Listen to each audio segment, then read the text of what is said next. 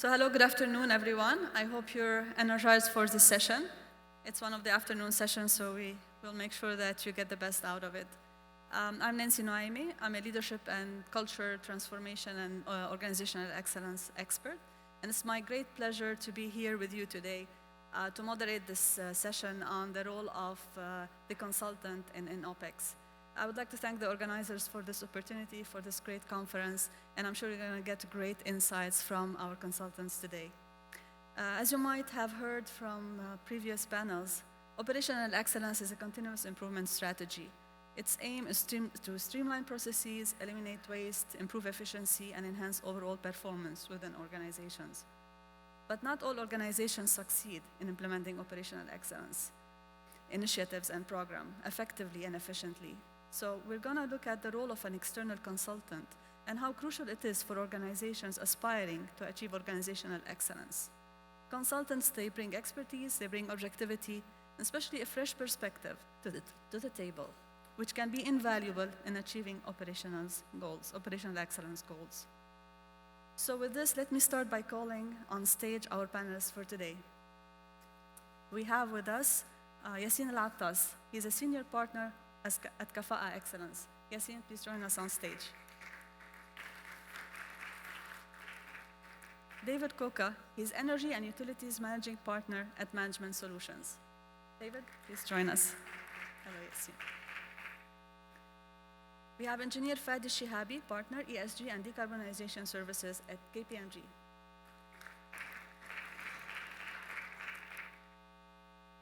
We have Ayub Hussein, he's a partner at PwC Energy and Resources and Sustainability Practices. Welcome, Ayub. Last but not least, we have Francisco Ruiz, his partner Hermetis and Head of Energy Infrastructure and Water Practices.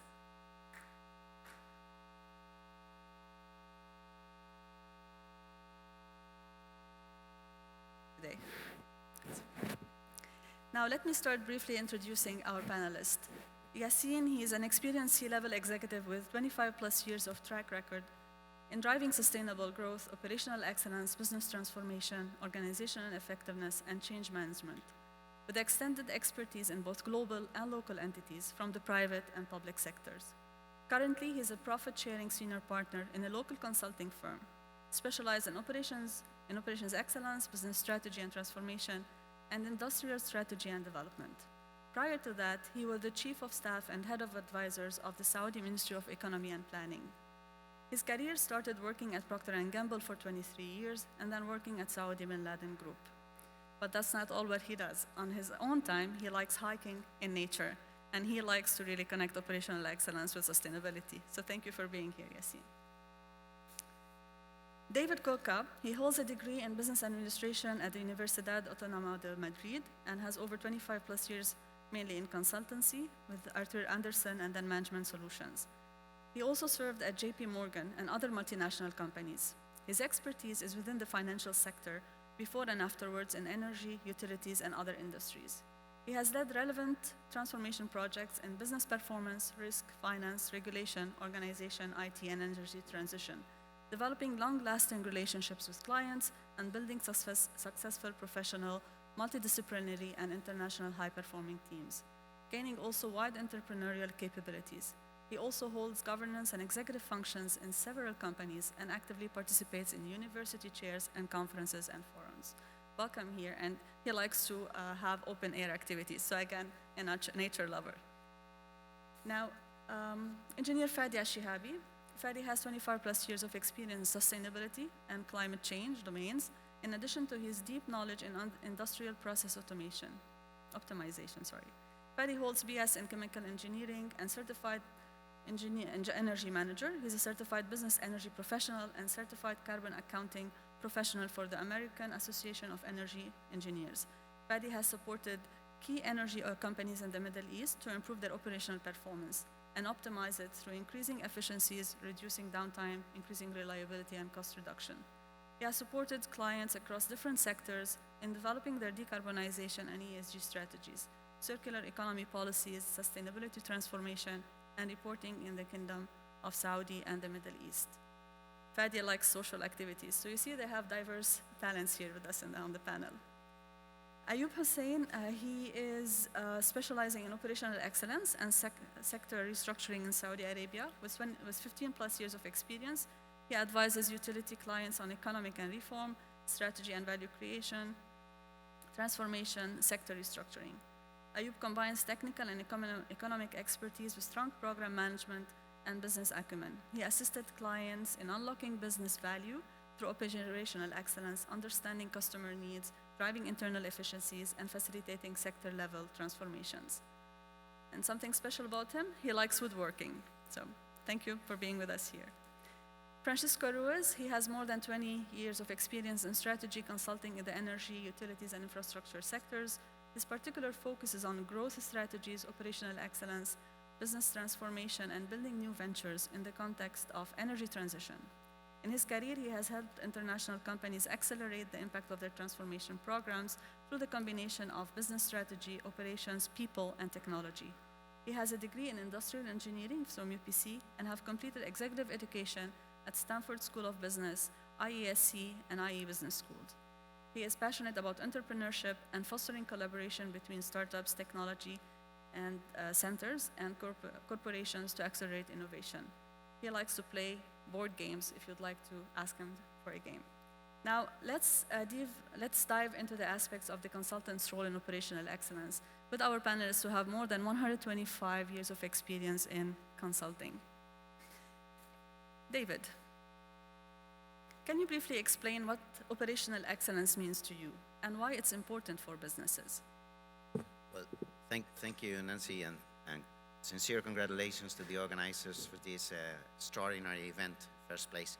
Now, the many definitions of operational excellence that are academically correct, I would like to say in management solutions that this is a combination, the smart and timely combination of methods and mindset. We're doing things better and better. It means continuous improvement. I think it is a journey. There's no an arrival line for this. But we like to say that, of course, there are many tools in methods that you can use. There's artificial intelligence, technology, ways of working, many things that you can do. But the important thing is the mindset of doing things better and better. Of course, one of the deputy ministers today said, operational excellence is not a choice. You have to do it. We've got demanding consumers that are demanding quality, innovation, price, sustainability. And we have demanding talent within inside the companies that require that you have that attitude of permanent improvement. That's to be in a nutshell, to be very, very concise. I think this is great and a lot for our attendees to take with them. And I would like to focus on the mindset. Maybe it's something that you'd like to get from this session. Fadi, the question is for you now. Many organizations are seeking to become more energy efficient. How can external consultant like you help organizations achieve that? And what are the challenges that require the intervention from an external consultant and why? Yeah, thank you for the question.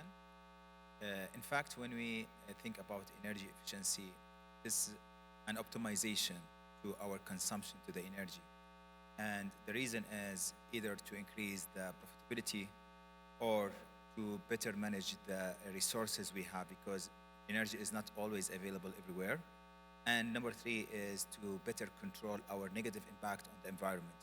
So these three things would help clients or organizations to better meet their productivity, achieve their targets, without having that negative impact. So how consultants can support organizations? Basically, to come to this fine-tuning or optimization, you have to know exactly the process that you have in place. Also the challenges and alternatives. You should come with experience. You should come with the right skill sets. You should come with the right approach. For example, just quickly, we cannot go to replace the current energy supply, the conventional energy supply we have, with renewable energy one, without doing proper management to the demand that we have. Otherwise, we will replace the same capacity coming from conventional fuel with renewable energy. We would need to put more capex in place, then we end up, extra costs with poor management to the OPEX. So it's very important to come with with the right skill sets. It's very important to come with the latest technologies because technology is evolving very fast, especially during the last 20 years. We see a lot of investments happening in research, development, and innovation. So that will definitely support all organizations across different applications to come with the right energy efficient solutions. Thank you very much. I would like to move to Yassine now. Yassine, in your role as consultant, what are the key aspects that you've uncovered working with organizations that make operational excellence a critical differentiator for businesses aiming for global competitiveness especially? Thank you for having me and also for the organizer for having such a great conference that we're enjoying today and tomorrow. The operation excellence is a term that's widely used and articulated by so many stakeholders, organizations, and they have different definitions. But in my own philosophy, the organization excellence, the more you simplify it, the higher chances you will be able to make a tangible difference in the organizations that you deal with. So it really boils down to being a very common sense to really have a transformational journey across an organization with the aim really to improve the overall performance of that organization.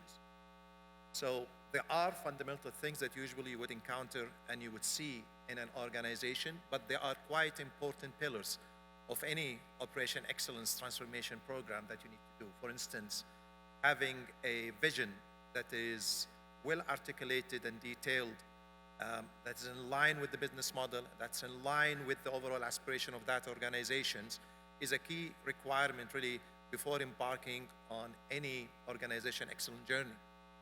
Who would have an organization today that does not have a vision with all different elements of that? But very specifically, to ignite an organization going into such a transformational journey, out of that vision, you need to establish a burning platform, something that would allow them to really shake the realities that they live in today, and they realize there are opportunities and there are losses, they're encountering challenges today that might not be ready to handle in the future. So what we call the compelling business need, to really establish for the organization in a very simple format, a compelling business need that can really propagate across and people can really correlate to and they can really understand the meaning of that and why they're doing. What is the reason beyond all of those changes? Some of the also fundamental components you would expect to have in any organization embarking into an operation excellence, the key components of a successful operating model, having a strategy, having clarity on the roles and responsibility, the functional mandates, well-defined policies and procedure that really defines how they do things and for what purposes, and they are governed by what. In addition to the ability to measure all the different performances across the organization at a strategic, at an operational level with a strong governance. All of that is not magic. You would see that in a lot of the organization. But from my own experiences, there are few, I would say, the jewels, the hidden jewels of any organization and excellence that you need really to keep an eye on and to really integrate into the woven structure you try to establish for an operation excellence. One of that, to really define a customer or beneficiary-centric strategy. So you keep always the customer or the beneficiary in mind when you design your journey for that transformation. Look into the value chain, across the entire elements of that value chain. See how you can really define the tangible difference you would like really to create from cost, quality, agility. If you're not be able to measure eventually what you are after for, you won't be able really to see and realize the success of that transformation, and eventually to really make sure that you're really engaging the majority of the organization, if not all, into such a journey and enjoy it. Have fun of that. That's great. I think it's very important what you said is about keeping things simple and using common sense when we design our journey, the roadmap for operational excellence. And I would like to add what Fadi said. Sometimes if you have challenges, having a fresh eye and expertise from outside will help you to point out what are the things to do next and how to do things in a more efficient way. So I think that's one of the great added value to work with an external consultant. So thank you very much, Yassine. I would like to move to Ayub now. And Ayub, my question for you would be, what are the top 3 challenges you have encountered when implementing OpEx in organizations? And how did you overcome them? And how did you help those organizations? Yeah, assalamu alaikum jami'an. Thank you, Nancy. I just want to pull from Yassine and David as well. Operational optimization is a balance of act, as it was also stated, between delivering value to the customers at a efficient pace, and either that is a cost or a time or whatever it might be. But often than not, organization feel that they are a bit overwhelmed with the topic. And there are many challenges, right? And if I would summarize, I think the main ones would be one around increasing customer expectations and changing. So if I just pivot to what Yassine said earlier about the importance of having what the customers want, the customers' expectations are changing and are increasing. And when I talk customers, it's not only my external customers that I serve, there's also my employees. So everybody wants a Google experience, they want a, Alibaba type of, interface that they want within their companies. So really understanding what is important for the customers and pivoting my strategies around it is something that we always work with our clients to make sure that the focus is on what really matters. Another challenge that we have, having we spoken about technology, is that we often are faced, what is the solution? What is the technology that we can implement? Where in fact, the technology is a great lever, but it's not the only answer for the journey of optimization. You still have the people part. You still have the decision-making part. No matter what fancy system that I put in, if I cannot facilitate and change the way I make decisions in the company, I would never be able to serve my customer quickly and to cover other aspects. Another special, challenge that I often faced in my experience working with heavy asset industries is actually the status of the assets and the aging and the challenges we have in the infrastructure that we meet. So even if you throw in the right people, even if you throw in the right technology, we are faced with massive investments that are required in our assets. Just an example, power grid, the water network, and so on, especially in our region, optimization come at a cost. And one challenge that is also emerging, which could be number 4, is the regulatory pressure that is upcoming in different sectors and the push towards price control and trying to also squeeze the operating company in a matter that's also a challenge to succeed in operational efficiency, in my view.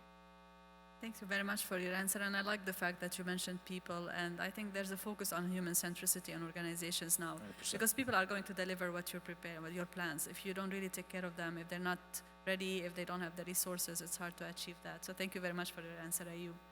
Francisco, I promised you I'm going to pronounce your name right, so I hope I did. So how can consultants help accelerate operational improvements and the adoption of new technologies and new ways of working? We all know that accelerating the impact on operations and creating value for all the stakeholders are two hot topics nowadays. Our clients are looking for us not only for help them to implement a successful operational excellence programs, but also to bring them fresh ideas, best practices, to shorten the implementation times, to boost the return on investment. So at the end, they are looking for something else. We have a lot of experience with leading companies in the energy sector, in the industry sector, in the infrastructure sector, and when we are working with them, we have identified that there are 3 key success factors to boost the operational improvement impact. The first one is the way that we support them to redefine their strategies. The way that we bring these new ideas to make more tangible results in a short term. The second key success factor is regarding what we call the 2 speeds roadmap.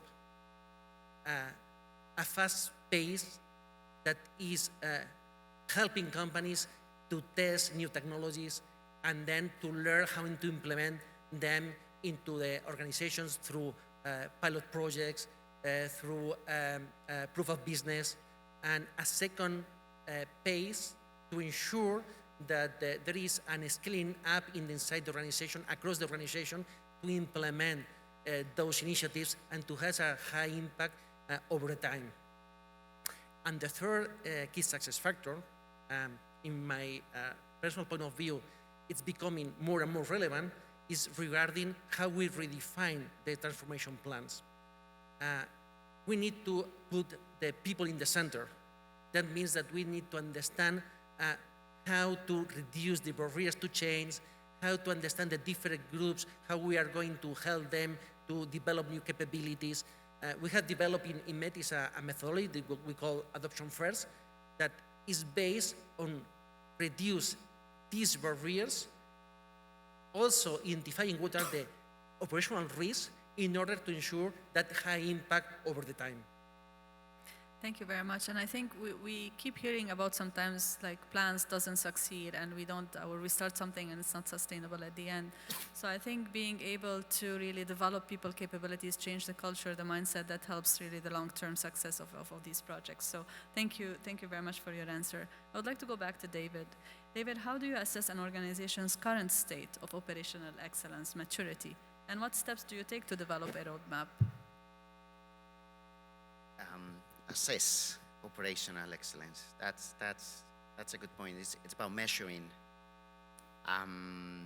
We think measuring, and I imagine everyone agrees, it's important to set goals, to get people focused, to be happy or not about results. Measuring is important. We measure everything in our lives. We measure financial, we measure audience, we measure sports, we measure steps, we measure CO2 print, we measure anything. It doesn't make much sense that many organizations don't measure their processes or their operational excellence. Many others do. So it is important. It is important to measure, and measuring is the key factor to really to see the progress. Just very briefly, it is a bit more tricky to measure the operational excellence of an organization than measure the steps that you do in a day. It's a bit more tricky. We have developed, after many years, an indicator of maturity index, which tries to end up in a number with a few dimensions: effectiveness of project, errors, customer satisfaction, people engagement, automation, channels, control. Many, you can see them in details in our next conference or maybe in a workshop tomorrow. But all of those allow us to come up with something that is very understandable and ends up being simple and measurable. So we think whichever it is, the way you do it, but measure. Any organization can find, even if they don't have a mature process or KPIs culture, any organization can find good measures to really test your progress, which is very motivating. Thank you very much. I think this is very important because you need to know where you are and see where you want to reach and how to go there. And if you don't measure your progress, like you said, it's hard to really know where you are at a point of time. So thank you very much, David. Fadi, I'll go back to you now for a question. What role does leadership, I don't think we spoke a lot about leadership yet, what role does leadership play in driving operational excellence? And how do you work with leadership teams to ensure their commitment to OPEX? And that's a key word, commitment of leadership. Yeah, thank you for the question. If we look at any successful journey, it should be sponsored by someone. Leadership nowadays is completely different than the old school, where we need to engage people. So leadership, in any ISO standards, we see that there is a huge responsibility on the leadership because we need custodian to the initiative.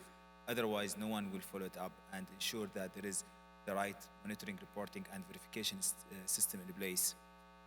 When we look at the energy efficiency or energy management stuff, of course, we cannot speak the same language with all stakeholders.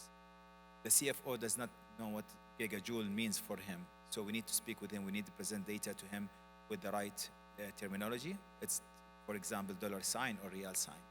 When we speak to the CEO, it's like more about reliability of energy availability, and that would be enough to cover you for the next, for example, 10 days instead of 5 days. When it comes to the environmental team, we need to tell them that is like, reducing your CO2 emissions by X value. So having the right engagement with the stakeholder would be very important. Leadership should like always engage with them. And on the other side as well, awareness. Awareness is a very important thing. Leadership should always expect people coming with fresh minds. So we need to always increase the awareness, not only for the junior level. Sometimes we need to do more training to leaderships. For example, we have sustainability topic is a very new topic to all of us.